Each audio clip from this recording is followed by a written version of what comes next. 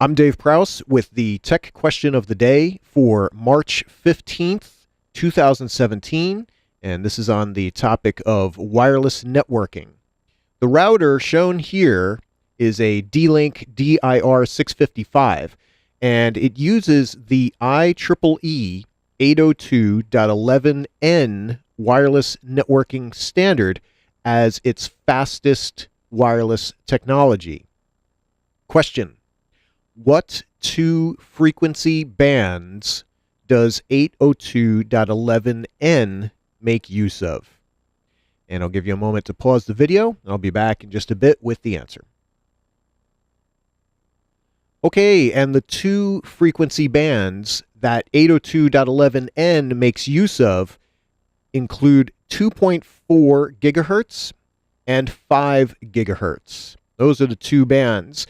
And we call them bands because there's a certain amount of bandwidth. Within 2.4, you can have X amount of channels. On most of these devices in the United States, you choose 1 through 11. You choose one channel between 1 and 11 for the 2.4 gigahertz. For 5 gigahertz, there's more channels and they're a higher number. And, that's what we use more often now for 802.11 AC.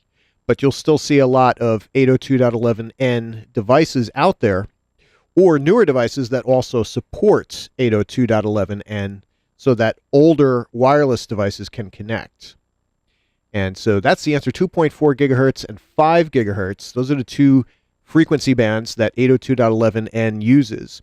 And if you want to learn more about standards, such as standards within the 802, like 802.11x, meaning 802.11b, G, N, AC, and so on, then you can go to the IEEE.org, and all those standards are there. For example, here's the 802.11n, and this is the Wireless LAN Working Group within 802.11.